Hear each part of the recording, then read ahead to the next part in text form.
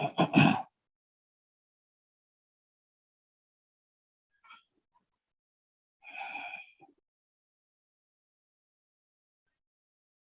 علیکم ورحمۃ اللہ تعالی وبرکاتہ۔ الحمد للہ نحمده ونستعینه ونستغفره ونؤمن به ونتوکل علیہ ونعوذ باللہ من شرور انفسنا ومن سیئات اعمالنا من يهده الله فلا مضل له ومن يضلله فلا هادي له ونشهد أن لا إله إلا الله وحده لا شريك له ونشهد أن سيدنا وسندنا وحبيبنا ومولانا محمدا عبده ورسوله أما بعد فأعوذ بالله من الشيطان الرجيم بسم الله الرحمن الرحيم قال الله تبارك وتعالى في القرآن المجيد إن الله وملائكته يصلون على النبي يا أيها الذين آمنوا صلوا عليه وسلموا تسليما صدق الله العظيم وقال النبي صلى الله عليه وسلم صوموا تصحوا أو كما قال عليه الصلاة والسلام رب اشرح لي صدري ويسر لي أمري واحلل عقدة من لساني يفقه قولي سبحانك لا علم لنا إلا ما علمتنا إنك أنت العليم الحكيم رب يسر ولا تعسر وتمم بالخير وبك نستعين يا فتاح۔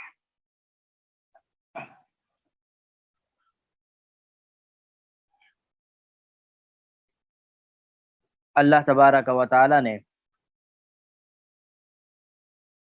ہمیں رمضان المبارک کا مہینہ نصیب فرمایا، اور آج رمضان المبارک کے مہینے کا پہلا جمعہ بھی ہمیں نصیب فرما دیا ہے۔ دنوں کے اندر جو افضل ترین دن ہوتا ہے وہ جمعے کا دن ہوتا ہے، اور اسی طرح مہینوں کے اندر جو افضل ترین مہینہ ہے وہ رمضان کا مہینہ ہے۔ اللہ تبارک و تعالیٰ کی شان دیکھیے کہ اللہ تبارک و تعالیٰ نے ہمیں وہ دن بھی دے دیا جو دنوں کا افضل ترین دن ہے، اور وہ مہینہ بھی دے دیا جو تمام مہینوں کا افضل ترین مہینہ ہے، اور دونوں کے ایک ساتھ جمع کر دیا، اور ہم الحمدللہ ثم الحمدللہ رمضان بھی ہمیں نصیب ہو گیا اور جمعے کا پہلا دن بھی نصیب ہو گیا اس رمضان۔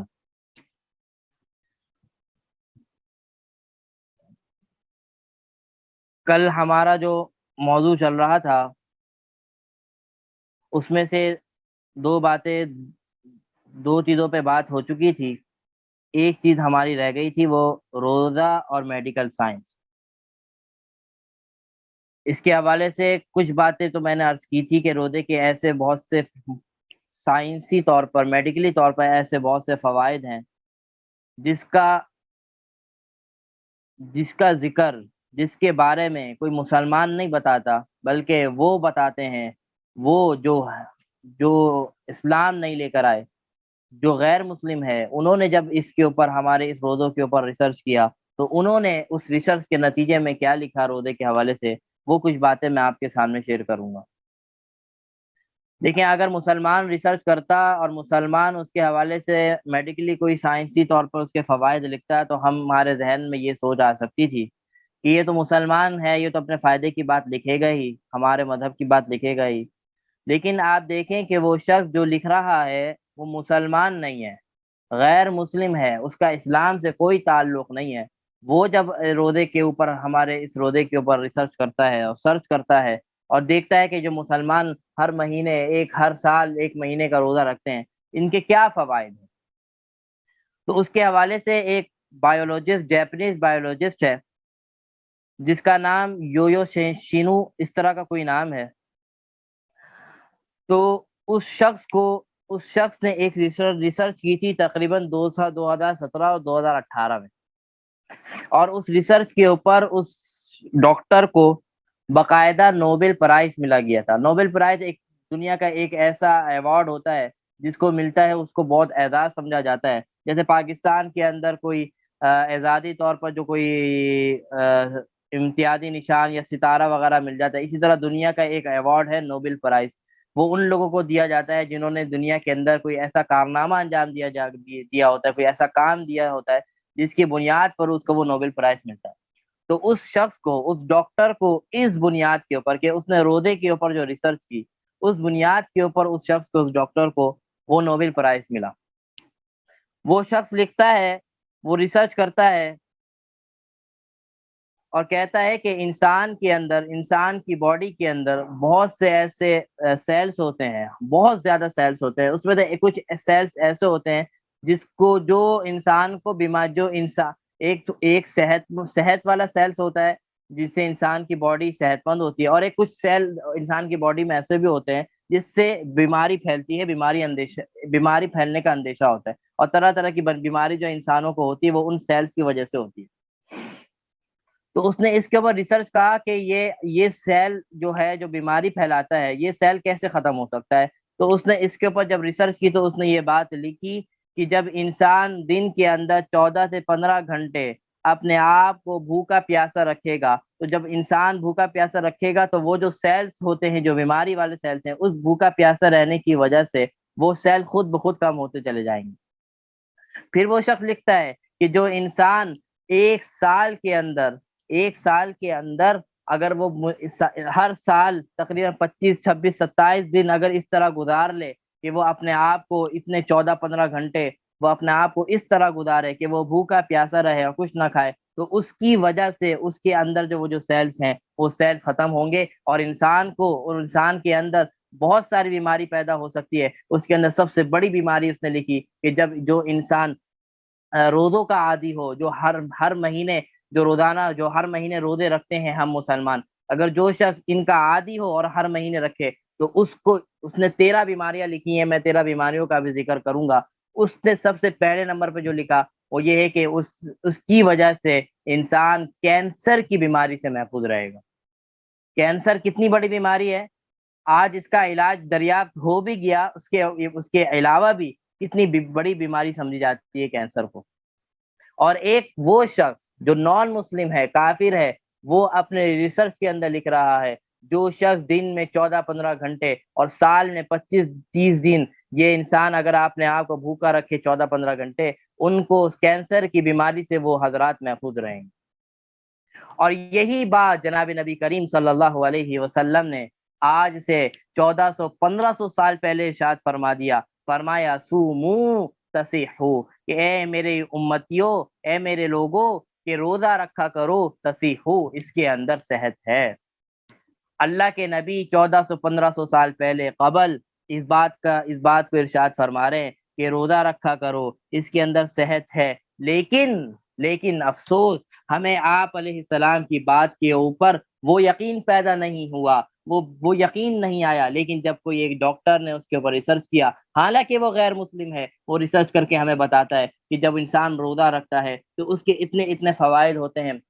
تو جب ہم نے یہ سنا تو ہم کیا کرنے لگے، رمضان کے روزے تو رکھتے ہی رکھتے ہیں، نوافل روزے کی بھی ہم نے کثرت شروع کر دی اس بنیاد کے اوپر کہ اس سے ہماری صحت اچھی ہوگی۔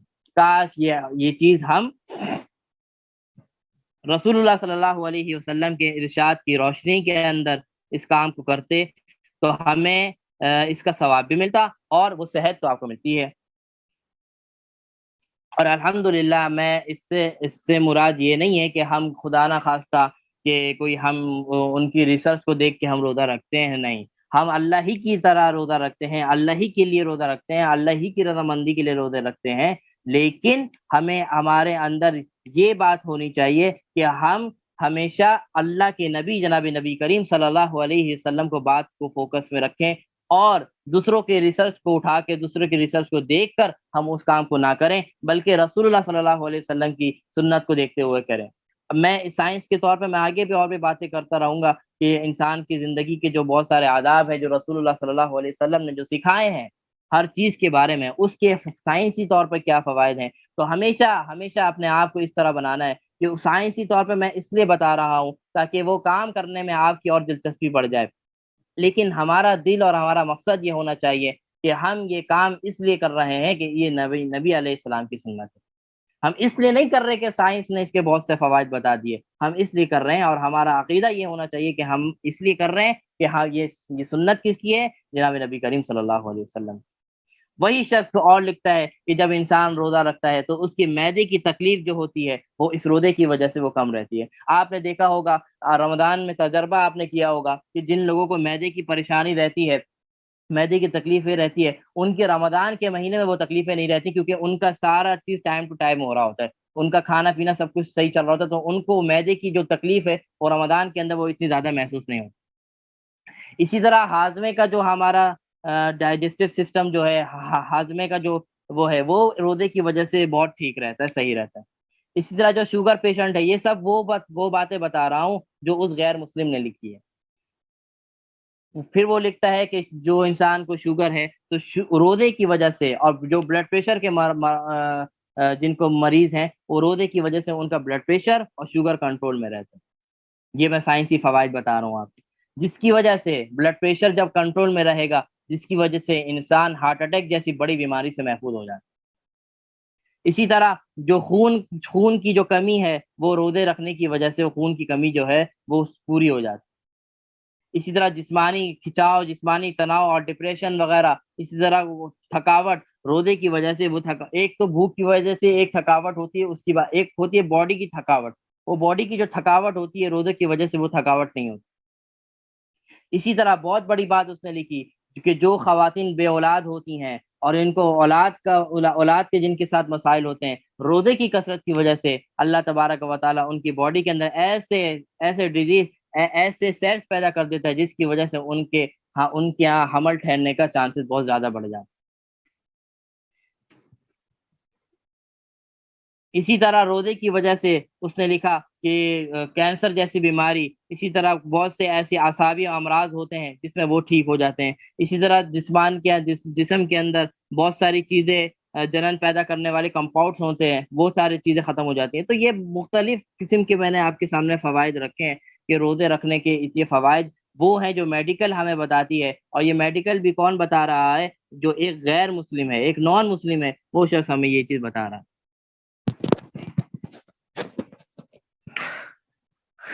تو یہ روزے کے فوائد کے حوالے سے میں نے آپ کے سامنے کچھ باتیں رکھی ہیں۔ ابھی آ رہی ہے آواز؟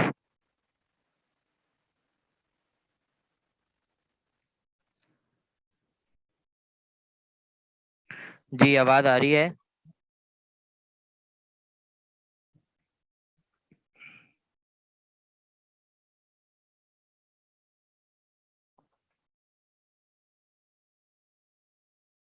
ٹھیک ہے، تو یہ کچھ میں نے فوائد روزے کے حوالے سے میں نے آپ کے سامنے رکھے ہیں کہ یہ دیکھیں آپ، جس کو نبی علیہ السلام نے 1400-1500 سال پہلے بتا دیا کہ ہر دیکھیں نبی علیہ السلام کی ذات ہمارے لیے ہر چیز کے اندر مشعل راہ ہے۔ نبی علیہ السلام ہمارے لیے نبی علیہ السلام کی ذات ہمارے ہر کام کے لیے مثال ہے۔ اللہ کے نبی جناب نبی کریم صلی اللہ علیہ وسلم ایک بہت بڑے ڈاکٹر بھی تھے، جنہوں نے ہمیں طب کے حوالے سے، ہماری سنت کے حوالے سے ایسے ایسے فوائد دے کے چلے گئے، جو آج کے ڈاکٹر، بڑے بڑے ڈاکٹر جب ان سنتوں کے اوپر ریسرچ کرتے ہیں تو اس کے اوپر بڑی بڑی کتابیں لکھ ڈالتے ہیں اور اس کے اوپر پی ایچ ڈی کرتے ہیں، رسول اللہ صلی اللہ علیہ وسلم کی سنتوں کے اوپر لکھ کر اپنے آپ کو ڈگری حاصل کرتے ہیں پی ایچ ڈی کی، اور مقالہ لکھتے ہیں اور تھیسس لکھتے ہیں اس کے اوپر جب تھیسس لکھتے ہیں تو ان کو پی ایچ ڈی کی ڈگری الاٹ کی جاتی ہے۔ تو آپ علیہ السلام کی سنتوں کو جب انہوں نے پڑھا، جب ان کو دیکھا اور انہوں نے اس کے اوپر ریسرچ کیا تو انہوں نے اتنے فوائد دیکھے کہ جناب نبی کریم صلی اللہ علیہ وسلم نے جو یہ باتیں ارشاد فرمائی ہیں۔ جو باتیں ارشاد فرمائی ہیں ان کے کیا کیا فوائد ہیں۔ اچھا اگر آواز آ رہی ہے تو ٹھیک ہے، اس میں بہت سارے میسج آ رہے ہیں تو میں تھوڑا سا کنفیوز ہو رہا ہوں، ڈسٹرب ہو رہا ہوں اس کی وجہ سے۔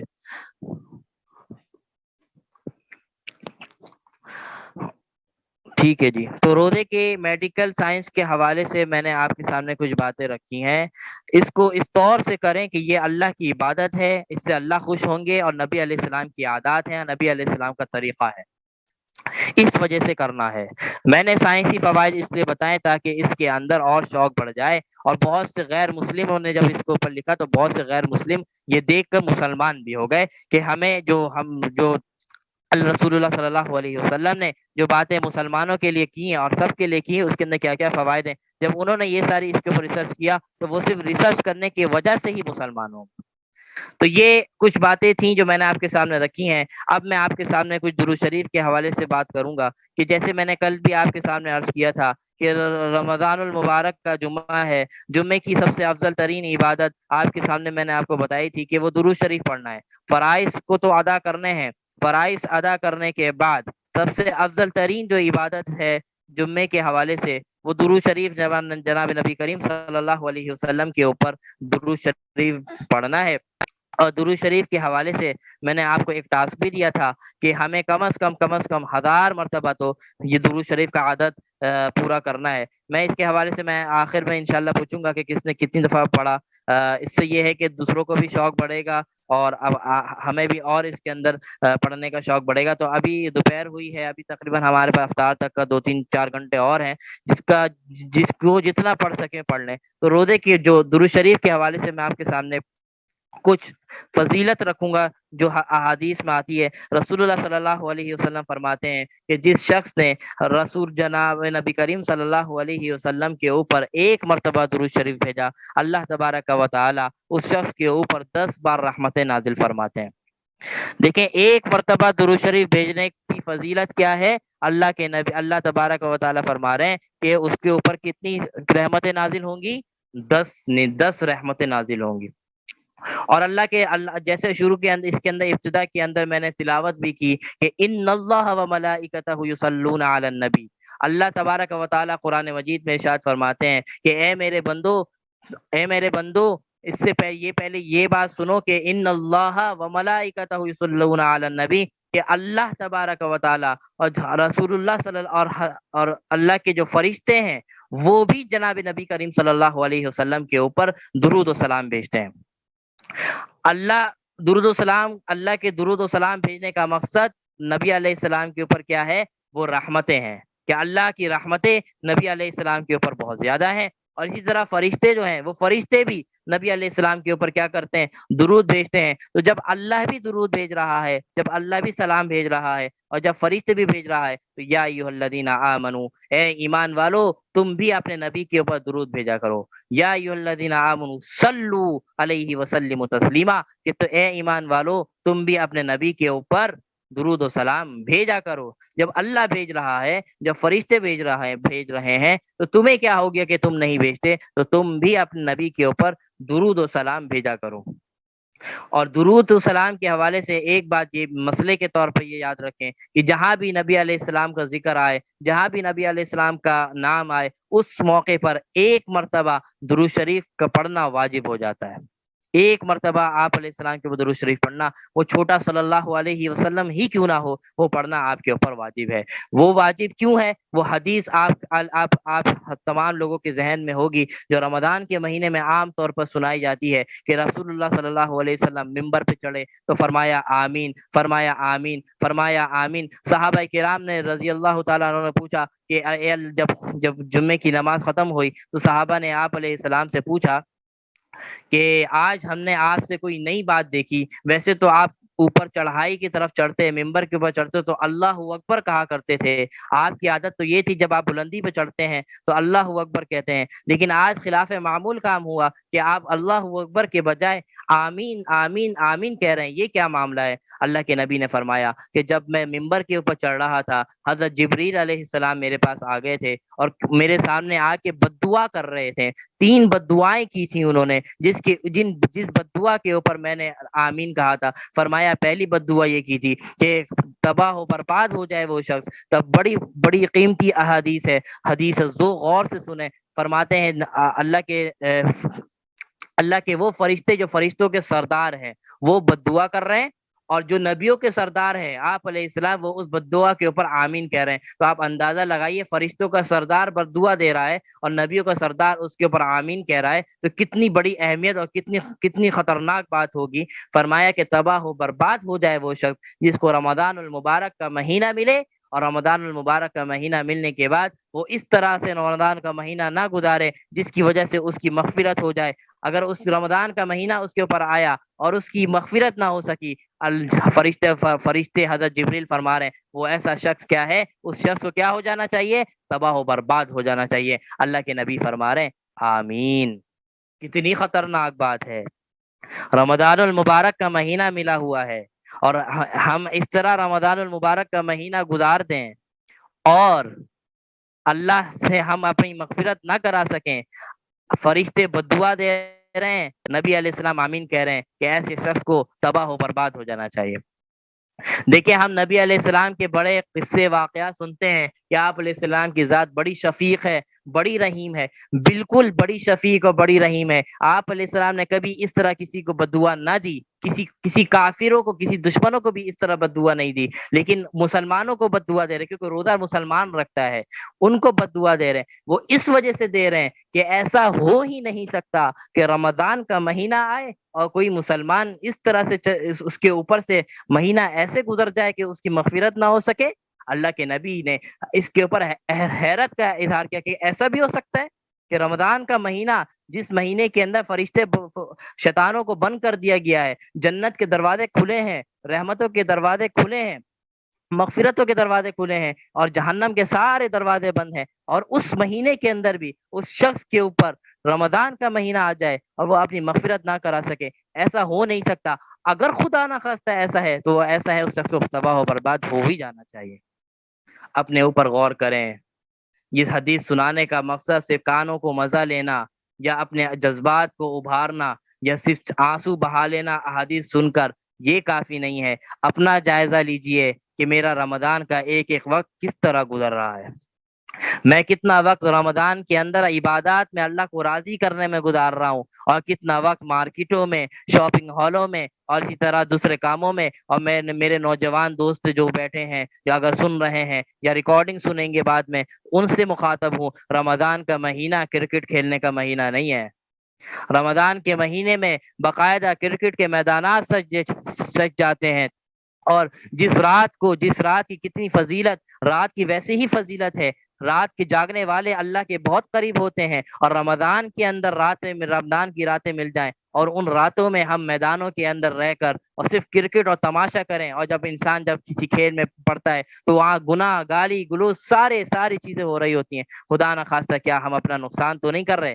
کیا ہم اس حدیث کے مصداق تو نہیں بن رہے کہ آپ علیہ السلام فرماتے ہیں، آپ علیہ السلام کا ارشاد ہے کہ تباہ و برباد ہو جائے وہ شخص جس کے اوپر رمضان کا مہینہ آیا اور وہ اپنی مغفرت نہ کرا سکا۔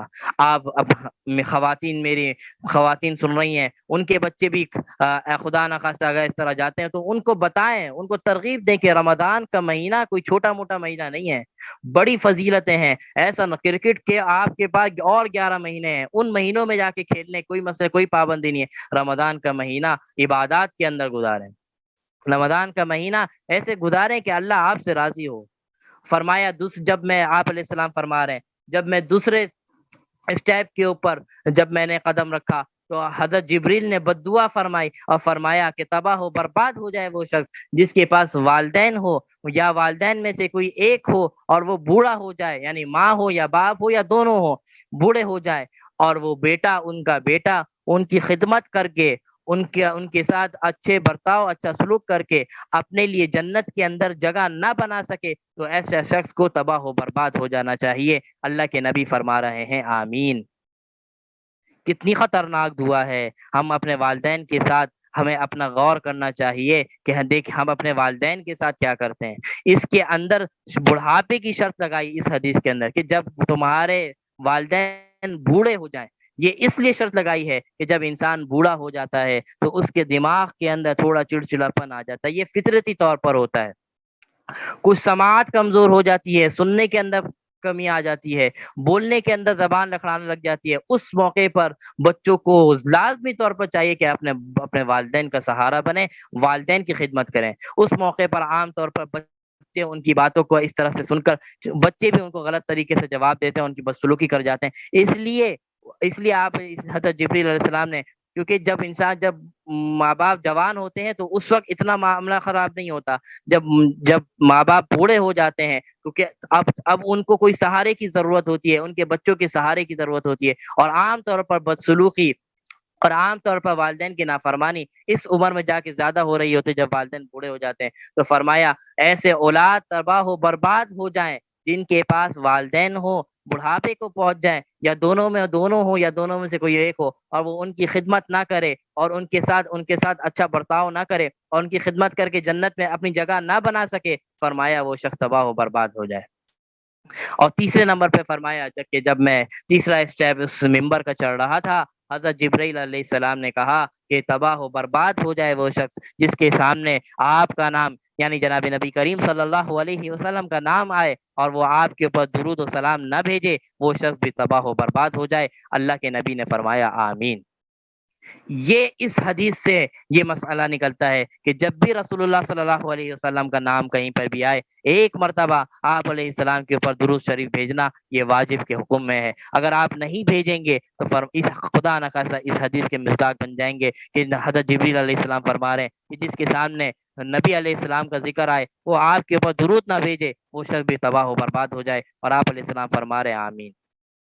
بڑی قیمتی حدیث ہے اور بڑی قیمتی تینوں باتیں ارشاد فرمائی ہیں کہ ہمیں رمضان کا مہینہ اس طرح گزاریں کہ اللہ کو منا کے چلا جائے، رمضان ہمارے پاس سے ایسے گزرے کہ اللہ ہم سے راضی ہوں، والدین کی اتنی خدمت کریں کہ والدین ہم سے راضی ہوں، اور آپ علیہ السلام کا نام جہاں پر بھی آئے ہمیں ایک مرتبہ تو کم از کم اور ویسے بھی اپنا معمول بنائے رسول اللہ صلی اللہ علیہ وسلم کے اوپر درود شریف بھیجنے کا۔ اسی طرح ایک حدیث میں آتا ہے کہ رسول اللہ صلی اللہ علیہ وسلم ارشاد فرماتے ہیں جو شخص ایک مرتبہ رسول اللہ صلی اللہ علیہ وسلم کے اوپر درود شریف بھیجے گا، اللہ اس کے اوپر 10 رحمتیں بھی نازل فرمائیں گے، 10 گناہ بھی اس کے معاف فرما دیں گے، اور 10 درجے اس کے درجات کو بھی اس کے 10 درجات کو بھی بلند فرما دیں گے۔ تو اسی طرح اور بھی بہت ساری حدیث ہے، آپ علیہ السلام نے ارشاد فرمایا جو شخص کثرت کے ساتھ میرے اوپر درود بھیجتے ہوں گے، کل قیامت کے دن اور کل جنت کے دن میرے سے قریب ہوں گے۔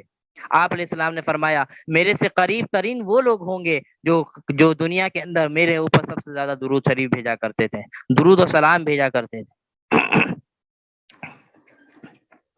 اور ایک حدیث میں آتا ہے آپ علیہ السلام ارشاد فرماتے ہیں کہ جو شخص میرے اوپر درود بھیجتا ہے، مجھ پر درود بھیجتا ہے، اس کا درود باقاعدہ مجھ تک پہنچایا جاتا ہے، آپ علیہ السلام تک ان کا درود باقاعدہ پہنچایا جاتا ہے۔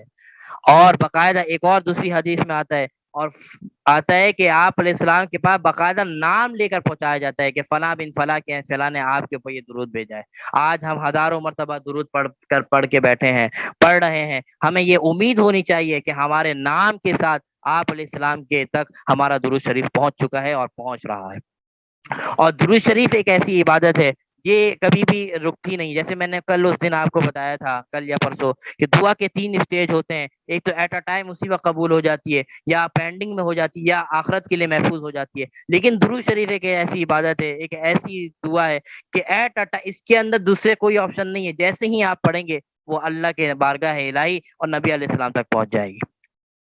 تو یہ درود شریف کے کچھ فضائل تھے جو میں نے آپ کے سامنے رکھے۔ اچھا، ایک تو آپ نے درود شریف کا معمول رکھنا بھی ہے، اور ایک درود شریف آتا ہے اس کا میں معلمہ کے ذریعے وہ درود شریف بھجوا بھی دوں گا گروپ وغیرہ میں۔ وہ درود شریف یہ ہے کہ اللہم صلی علی محمد النبی الامی وعلی آلہ وسلم تسلیما۔ یہ ایک درود شریف ہے، اس کو آپ دیکھ کے اگر کسی کو یاد ہے تو اچھی بات ہے، اگر یاد نہیں ہے تو میں آپ کو بھجوا دوں گا انشاءاللہ۔ اس درود شریف کو عصر کی نماز کے بعد، جب عصر کی نماز سے آپ فارغ ہو جائیں تو عصر کی نماز کے بعد 80 مرتبہ اسی جگہ پر بیٹھ کر 80 مرتبہ اس درود شریف کو پڑھیں۔ اللہ کے نبی فرماتے ہیں جس شخص نے اس درود شریف کو عصر کی نماز کے بعد جمعے کے دن عصر کی نماز کے بعد اپنی جگہ پہ بیٹھے بیٹھے اس درود شریف کو 80 مرتبہ پڑھا، آپ علیہ السلام کا ارشاد ہے کہ اس کے 80 سال کے پچھلے گناہ اللہ تبارک و تعالی معاف فرما دیں گے۔ اللہ تبارک و تعالی 80 سال کے پچھلے گناہ معاف فرما دیں گے، اور پچھلے 80 سال اور اگلے 80 سال کے لیے اس کا ثواب لکھ دیا جائے گا، اور 80 سال کے درجات بلند کر دیے جائیں گے۔ تو اس درود شریف کا بھی معمول رکھیں، رمضان کے اندر بھی، رمضان کے علاوہ بھی یہ 80 مرتبہ اس درود شریف کو پڑھنا ہے۔ میں انشاءاللہ اس کو بھجوا دوں گا، تو اس سے دیکھ کے بھی پڑھ سکتے ہیں، اور جن کو یاد ہے وہ بغیر دیکھے پڑھ لیں۔ تو یہ درود شریف کے حوالے سے، کچھ فضائل کے حوالے سے میں نے آپ کے سامنے بات رکھی ہے۔ اب ہم آ جاتے ہیں صلاۃ التسبیح کے اوپر۔ کل نوافل کے اوپر مستقل طور پہ بات ہو گئی تھی کہ نوافل کون کون سی ہے، اس کے اندر ایک نفل صلاۃ التسبیح تھی، جو تھوڑی سی ڈیٹیل طلب بات ہے، تو اس کو میں نے کہا تھا کہ میں انشاءاللہ آج بیان کروں گا۔ تو صلاۃ التسبیح کی نماز کا سب سے پہلے ہمیں پس منظر جاننا ہے کہ یہ صلاۃ التسبیح کا آغاز کب سے ہوا۔ اللہ کے نبی صلی اللہ علیہ وسلم کے ایک چچا ہیں حضرت عباس رضی اللہ تعالیٰ عنہ، سب سے بڑے چچا ہیں۔ حضرت عباس رضی اللہ تعالیٰ عنہ کو اللہ کے نبی صلی اللہ علیہ وسلم نے اس نماز کے حوالے سے کان میں ارشاد فرمایا تھا، راز کے طور پر بتائی تھی یہ نماز حضرت عباس رضی اللہ تعالیٰ عنہ کو، اور بتایا تھا کہ آپ اس نماز کو پڑھا کریں۔ حضرت عباس، یہ اس نماز کو آپ علیہ السلام نے علل اعلان نہیں بیان کیا، بلکہ حضرت عباس اپنے چچا کو، جو سب سے قریب چچا تھے آپ علیہ السلام کے، ان کے سامنے، ان کے کان میں، ان کے راز کے طور پر یہ ارشاد فرمایا، اس بات کو ارشاد فرمایا کہ آپ اس نماز کو پڑھا کریں۔ پھر حضرت عباس رضی اللہ تعالیٰ عنہ نے اس نماز کو پھر دوسرے صحابہ کرام کو بتایا، پھر اس کے بعد ہم تک پہنچی یہ نماز۔ لیکن اللہ کے نبی نے اس نماز کے بارے میں حضرت عباس کو راز کے طور پر بتایا کہ اس نماز کو پڑھ لیا کریں، اور فرمایا کہ کوشش کیا کریں کہ روزانہ پڑھ لیں، اگر روزانہ نہ پڑھ سکیں تو کوشش کیا کریں ہر ہفتے پڑھ لیا کریں، اور اگر ہر ہفتے بھی آپ کو موقع نہ مل سکے تو کوشش کر لیا کریں ہر مہینے میں پڑھ لیا کریں۔ اور ہر مہینے، یہ آپ علیہ السلام کے ارشاد نقل کر رہا ہوں، آپ علیہ السلام اپنے چچا کو اس طرح سمجھا رہے ہیں اور بتا رہے ہیں، بڑے مشقت کے ساتھ بتا رہے ہیں۔ دیکھیں، انسان کسی چیز کو اس طرح بتائے نا کہ بھائی یہ کر لیا کرو، یہ اتنا نہیں کرو تو اتنا کر لیا کرو، اتنا نہیں تو اتنا کر لیا کرو، اس سے اس بات کا اندازہ ہوتا ہے کہ یہ کتنی اہم چیز ہے، کہ اتنا نہیں تو کم از کم اتنا تو کر لو، کتنی اہم چیز ہے۔ اور وہ حضرت اللہ کے نبی فرما رہے ہیں، ہم کوئی ایک بڑا آدمی بھی اگر یہ بات کہے تو اس کی اہمیت کا اندازہ ہو جاتا ہے، اور وہ بڑوں سے بڑا اللہ کے نبی صلی اللہ علیہ وسلم ارشاد فرما رہے ہیں کہ ہر ہفتے پڑھ لیا کریں، اگر ہر ہفتے نہ پڑھ سکے تو مہینے میں پڑھ لیا کریں، اور مہینے میں بھی وقت نہ مل سکے تو سال میں ایک مرتبہ تو ضرور پڑھ لیا کریں۔ اور فرمایا اگر سال کے اندر بھی موقع نہ مل سکے تو اپنی زندگی میں کم از کم ایک مرتبہ تو لازمی پڑھ لیں، اپنی زندگی میں ایک مرتبہ تو اس نماز کو لازمی پڑھ لیں۔ وہ کون سی نماز ہے؟ صلاۃ التسبیح کی نماز ہے۔ یہ تو پس منظر تھا اس کا۔ اب صلاۃ التسبیح کی فضیلت کیا ہے؟ دیکھیں، کسی بھی ہم نے اس احادیث کا مطالعہ بتاتا ہے، قرآن کا مطالعہ بتاتا ہے کہ جو کبیرہ گناہ ہوتے ہیں انسان کے، جو بڑے گناہ ہوتے ہیں، وہ کبھی بھی نوافل کے ذریعے یا نمازوں کے ذریعے معاف نہیں ہوتے۔ ان کے لیے توبہ اور استغفار کرنا، سچے دل سے توبہ کرنا، اور آگے کے لیے پکا عزم کرنا کہ آئندہ یہ گناہ نہیں کروں گا، اس وقت وہ کبیرہ گناہ معاف ہوتا ہے۔ لیکن یہ صلاۃ التسبیح ایک ایسی نماز ہے، احادیث کے اندر آتا ہے، یہ صلاۃ التسبیح ایک ایسی نماز ہے، جب انسان اس نماز کو پڑھتا ہے، اللہ تبارک و تعالی اس کے جو کبیرہ گناہ ہے، جو بڑے گناہ ہے، جو توبہ کے بغیر بھی معاف نہیں ہوتے، اللہ تبارک و تعالی اس کے اس گناہ کو اس صلاۃ التسبیح کی برکت سے معاف کر دیتا ہے۔ تو اس نفل کی ایکسٹرا سے ایک فضیلت حاصل ہو گئی، کہ ویسے تو نفل کی فضیلتیں بہت ساری ہیں، لیکن ایک ایکسٹرا فضیلت اس حدیث کی، اس نماز کی ہے کہ اس نماز کے ذریعے انسان کے کبیرہ جو گناہ ہوتے ہیں وہ بھی اللہ تبارک و تعالی معاف کر دیتے ہیں۔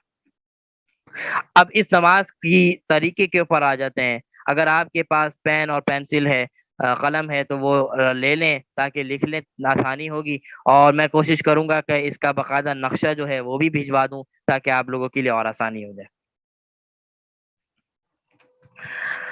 دیکھیں، صلاۃ التسبیح کی 4 رکعت ہے، 4 رکعت نفل ہے، ویسے تو نفل 2 2 رکعت کر کے پڑھتے ہیں، لیکن صلاۃ التسبیح کی یہ خاص ہے کہ یہ 4 رکعت کے اوپر مشتمل ہوتی ہے۔ بالکل اسی طرح پڑھا جائے گا جیسے عام نمازیں پڑھی جاتی ہیں۔ ایک کام بس اس کے اندر ایکسٹرا کرنا ہے، وہ یہ ہے کہ تیسرا کلمہ اس کے اندر پڑھنا ہے۔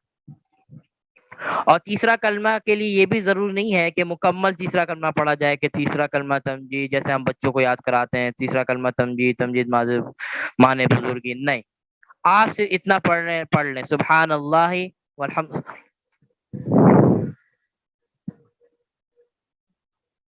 سبحان اللہ والحمد للہ ولا الہ الا اللہ واللہ اکبر۔ جی بالکل بہترین ہو گیا، جزاک اللہ خیرہ۔ یہ صلاۃ التسبیح کے حوالے سے یہ ایک نقشہ بھی آپ کے سامنے آ گیا ہے۔ تو آپ نے صرف اتنا پڑھنا ہے سبحان اللہ والحمد للہ ولا الہ الا اللہ واللہ اکبر، تسبیح سامنے لکھی ہوئی بھی ہے۔ اس صلاۃ التسبیح، اس تسبیح، ابھی میری بات سنیں، یہ جو نقشہ آ رہا ہے اس کو نہ دیکھیں، اگر آپ اس کو ابھی دیکھیں گی تو میری بات کے اندر وہ بات سمجھ میں نہیں آ سکے گی اور آپ اس نقشے کے اندر ہی کھو جائیں گی۔ پہلے میری بات سنیں، پھر اس کے بعد نقشہ بھی دیکھیں، پھر میں یہ نقشہ آپ کو بھیج بھی دیا جائے گا انشاءاللہ پرسنل پہ۔ تو صلاۃ التسبیح کے اندر ایکسٹرا کام جو کرنا ہے وہ اس تسبیح کو پڑھنا ہے سبحان اللہ والحمد للہ ولا الہ الا اللہ واللہ اکبر۔ اس تسبیح کے اندر، اس تسبیح کو پورے 4 رکعت کے اندر 300 مرتبہ پوری مکمل پڑھنی ہے۔ پورے 4 رکعت کے اندر 300 مرتبہ کا عدد اس تسبیح کا مکمل کرنا ہے 4 رکعت میں۔ اب 300 کو ہم اگر ہر رکعت کے اوپر ڈیوائڈ کریں تو وہ 75 بنتا ہے۔ تو ہر رکعت کے اندر 75 مرتبہ، اور جب 75 مرتبہ ایک رکعت میں، 75 مرتبہ 2 رکعت میں، 75 مرتبہ 3 میں، اور 75 مرتبہ 4 میں، تو یہ 300 مکمل ہو جاتے ہیں۔ تو سب سے پہلی بنیادی چیز کہ 300 مرتبہ اس تسبیح کو پوری 4 رکعت میں پڑھنی ہے، اور ہر رکعت کے اندر 75 مرتبہ اس کو پڑھنا ہے۔ سب سے پہلے یہ بات یاد رکھیں۔ اب پڑھنا کس طرح ہے، کس وقت پڑھنا ہے، کہاں پہ پڑھنا ہے، اس کے حوالے سے اب بات آ رہی ہے۔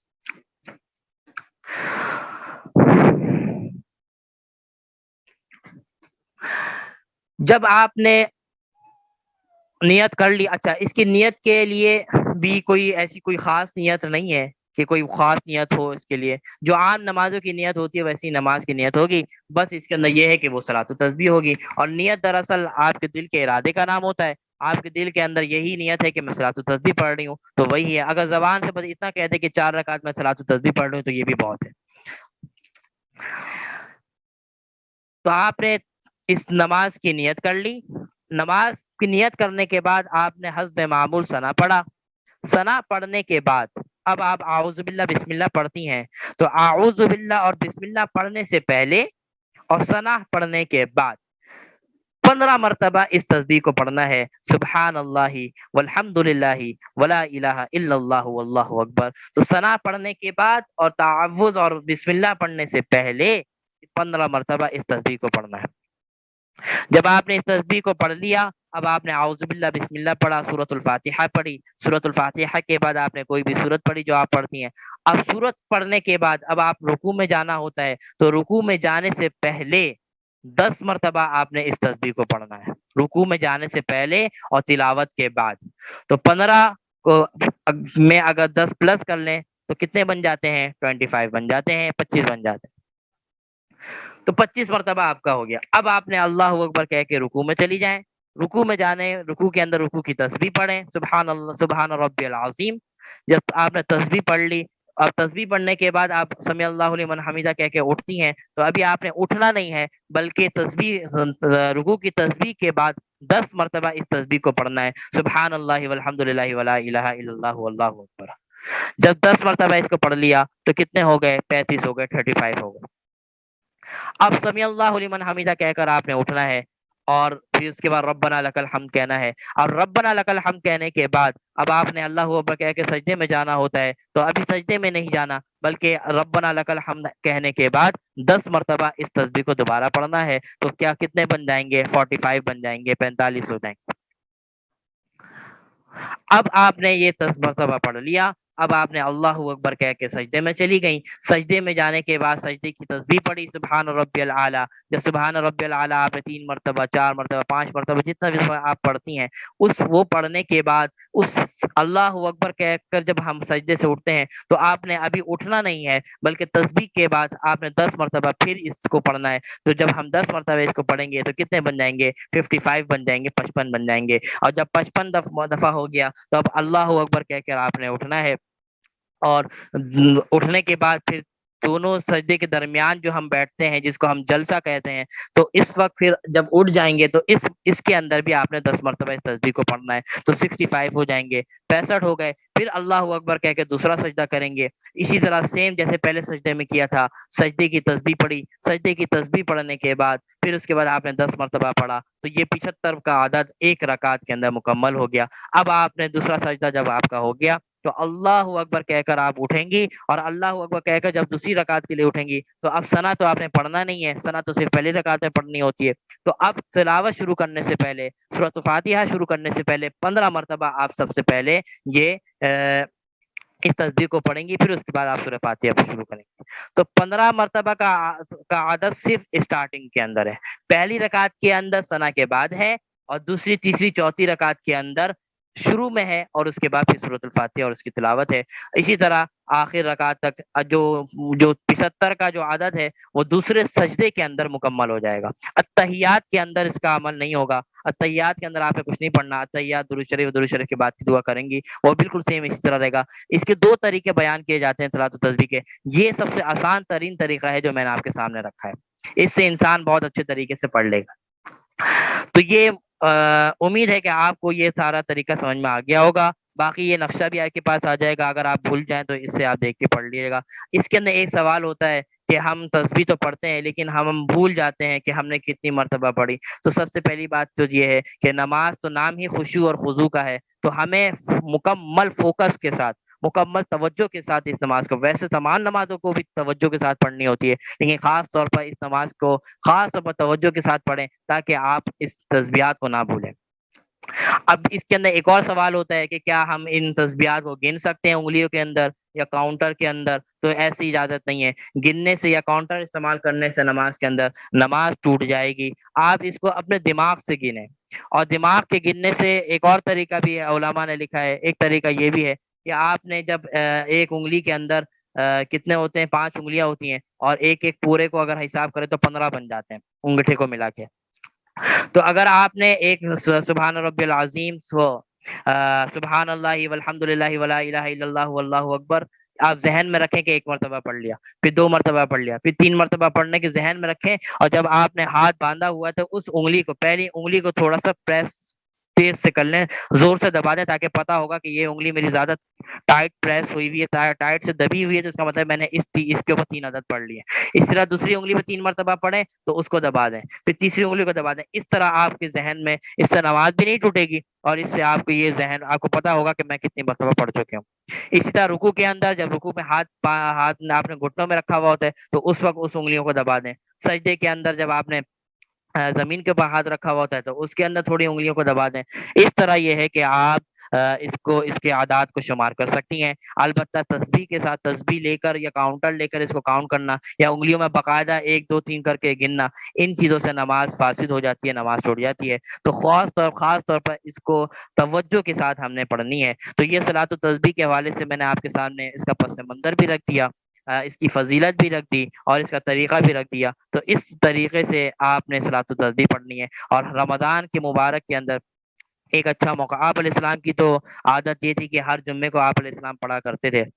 اب ہم ہر جمعے تو نہیں پڑھ پاتے، تو کم از کم رمضان المبارک کا ایک ایسا مہینہ آ جاتا ہے کہ کم از کم ہر شخص، ہر خاتون، ہر لڑکا، ہر خاتون، ہر مرد 1 مرتبہ تو کم از کم پڑھ لے. کیونکہ آپ علیہ السلام کا ارشاد ہے، وہ ارشاد حضرت عباس کو تو آپ علیہ السلام فرما رہے ہیں، وہ دراصل ارشاد ہمیں بھی ہے کہ کم از کم 1 مرتبہ تو اپنی زندگی میں پڑھ لیں. کوشش تو یہ ہونی چاہیے روزانہ پڑھیں، ہفتے میں پڑھیں، مہینے میں پڑھیں، سال میں پڑھیں، تو کم از کم زندگی میں 1 مرتبہ تو پڑھیں. جنہوں نے آج تک اس نماز کو نہیں پڑھی تو وہ عہد کریں اس بات کا کہ اس رمضان میں مجھے اس نماز کو لازمی پڑھنی ہے. اور جنہوں نے پہلے بھی پڑھ چکے ہیں تو وہ اس کو اور پڑھیں. جتنے پڑھیں گے اتنا آپ کا فائدہ ہوگا. آپ کوئی بھی نماز پڑھیں گے کوئی بھی عبادت کریں گے تو اس میں اللہ کا تو کوئی فائدہ نہیں ہے، نہ نبی علیہ السلام کا کوئی فائدہ ہے، صرف ہمارا فائدہ ہے کہ ہمارے لیے یہ کل جنت پہ جانے کا باعث بن جائے گا اور ہمارے گناہوں کا سبب بن جائے گا۔ تو یہ آج کا جو موضوع کے حوالے سے میں نے آج بات رکھی ہے کہ جو ساری چیزیں تھیں تو انشاءاللہ آج وہ مکمل ہو گئی، کل انشاءاللہ ہم نئے موضوعات کے ساتھ آئیں گے۔ تو اس کے حوالے سے آج کے سیشن کے حوالے سے کوئی اگر سوالات ہوں تو وہ سوالات کر سکیں، اور مجھے یہ بھی بتا دیں کہ کس نے کتنی مرتبہ اب تک درود شریف الحمدللہ پڑھ چکے ہیں، یہ اس کے حوالے سے بھی بتا دیں، اور کوئی سوالات ہو تو سوال کر لیں۔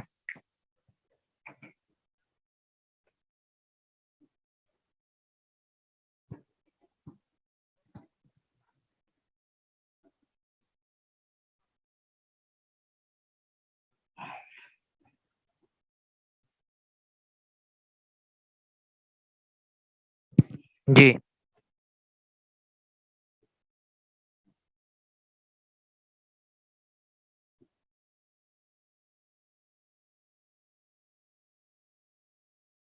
کوئی چھوٹا درود شریف کل میں نے آپ کو بتایا تھا، جو سب سے مختصر ترین درود شریف ہے اور مکمل درود شریف ہے، وہ کیا ہے؟ صلی اللہ علیہ وسلم۔ یہ مختصر سب سے چھوٹا درود شریف اور مکمل درود شریف ہے، صلی اللہ علیہ وسلم۔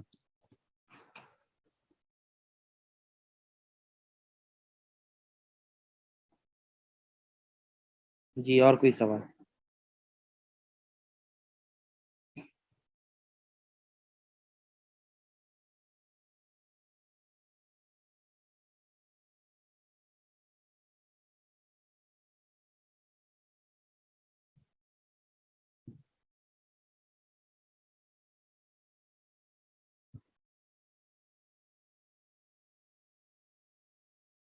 جی کوئی سوال نہیں ہے؟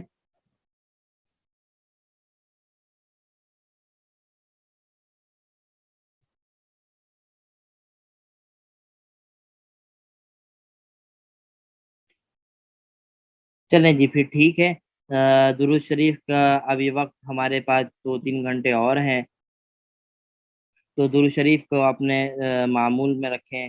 کیا صلاۃ التسبیح پڑھنے کا کوئی افضل وقت ہے؟ ہاں، وقت کے حوالے سے شاید میں نے نہیں بتایا، تو صلاۃ التسبیح پڑھنے کے حوالے سے کوئی وقت خاص نہیں ہے، آپ کسی بھی وقت پڑھے جا سکتے ہیں، بس 3 وقت میں نہ پڑھیں۔ ایک تو وہ زوال کا وقت ہوتا ہے، اور ایک طلوع آفتاب کا وقت ہوتا ہے، اور ایک غروب کا وقت ہوتا ہے، جس کے اندر ہر طرح کی نماز پڑھنا ممنوع ہے۔ تو ان 3 وقت میں تو نماز نہیں پڑھی جائے گی اس کو، باقی اور تمام اوقات میں اس کو نماز پڑھ سکیں۔ اور اس کا افضل ترین وقت جو ہے، ایک تو جمعے کا دن ہے، جمعے کے دن ہم پڑھیں، جمعے کی نماز سے پہلے فجر کے بعد پڑھ لیں، اور اسی طرح کا جمعے کو نہیں پڑھ رہے تو رات کے اندر اس کو پڑھ لیں تو زیادہ افضل ہے، کیونکہ رات کو رات میں جب انسان کوئی عبادت میں لگتا ہے تو وہ بہت قریب ہوتا ہے اللہ سے۔ تو رات کا وقت ویسے تو تمام وقت کسی بھی وقت پڑھ سکتے ہیں، اور رات کا وقت اس لیے بھی یہ ہے کہ یہ وہ یکسوئی کا تھوڑا سا وقت ہوتا ہے، دن بھر میں تو سارے چیزیں بھی چل رہی ہوتی ہیں، پھر وہ یکسوئی حاصل نہیں ہوتی، اور اس نماز کے لیے یکسوئی ہونا بہت ضروری ہے، تو رات کے وقت میں اگر پڑھا جائے تو بہت زیادہ بہتر ہے، باقی کسی اور بھی وقت پڑھ سکتے ہیں۔ ایمان تازہ کر دیا، جزاک اللہ، 1000 مرتبہ، ماشاء اللہ، زبردست، اللہ تعالیٰ قبول فرمائے اور مزید کی ہمت دے۔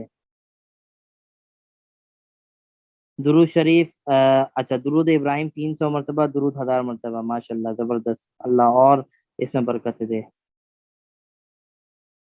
تو چلیں، اب ہم نے بات کی تھی کہ ہم اس کے اوپر دعا کریں گے، آج رمضان کا جمعہ ہے، تو ہم دعا کی طرف بھی چلتے ہیں کیونکہ وقت بھی مکمل ہو چکا ہے۔ الحمد للہ رب العالمین، والعاقبۃ للمتقین، الصلاۃ والسلام علی سید المرسلین وعلی آلہ واصحابہ اجمعین۔ اللہم صلی علی محمد وعلی آل محمد کما صلیت علی ابراہیم وعلی آل ابراہیم انک حمید مجید۔ اللہم بارک علی محمد وعلی آل محمد كما باركت على إبراهيم وعلى آل إبراهيم إنك حميد مجيد۔ اللهم ربنا آتنا في الدنيا حسنة وفي الآخرة حسنة وقنا عذاب النار۔ اللهم ربنا لا تزغ قلوبنا بعد إذ هديتنا وهب لنا من لدنك رحمة إنك أنت الوهاب۔ اللهم لا تزغ قلوبنا بعد إذ هديتنا وهب لنا من لدنك رحمة إنك أنت الوهاب۔ اللهم ربنا آتنا في الدنيا حسنة وفي الآخرة حسنة وقنا عذاب النار۔ اللهم رب اجعلني مقيم الصلاة ومن ذريتي ربنا وتقبل دعاء ربنا اغفر لي ولوالدي ربنا اغفر لي ولوالدي ربنا اغفر لي ولوالدي وللمؤمنين يوم يقوم الحساب وللمؤمنین یوم یقوم الحساب۔ یا رحیم یا کریم، آپ کا احسان ہے کہ آپ نے رمضان المبارک کا ایک عظیم مہینہ ہمیں نصیب فرما دیا۔ آپ کی شان ہے، ہم اس قابل اور اس لائق تو نہ تھے کہ اس رمضان کے مہینے کو حاصل کرتے، لیکن آپ کی عطا ہے، آپ کا فضل ہے کہ آپ نے رمضان المبارک کا مہینہ عطا فرمایا۔ یا اللہ، ہمارا رمضان المبارک کا مہینہ تو آپ نے دے دیا، یا اللہ خدا نہ خواستہ ایسا نہ ہو کہ ہم اس حدیث کے مصداق بن جائیں جس کے بارے میں حضرت جبریل علیہ السلام وہ دعا کر رہے ہیں کہ تباہ و برباد ہو جائے وہ شخص۔ یا اللہ، اس حدیث کو پڑھتے ہوئے، سنتے ہوئے، سناتے ہوئے بھی رونگٹے کھڑے ہو جاتے ہیں، دل کانپ اٹھتا ہے کہ یا اللہ خدا نہ خواستہ ہم اس حدیث کے مصداق نہ بن جائیں کہ جس کے بارے میں حضرت جبریل علیہ السلام فرما رہے ہیں تباہ و برباد ہو جائے وہ شخص جس کو رمضان المبارک کا مہینہ ملا اور اس رمضان المبارک کے مہینے میں اس نے اپنی مغفرت نہ کرائی، اللہ کو راضی نہ کر سکا، تو ایسا شخص تباہ و برباد ہو جائے۔ اللہ کے نبی ارشاد فرما رہے ہیں آمین۔ یا اللہ، ہمیں اس حدیث کی مصداق سے یا اللہ بچانا، یا اللہ اس حدیث میں جو برائی بیان کی گئی ہے یا اللہ اس سے بچانا۔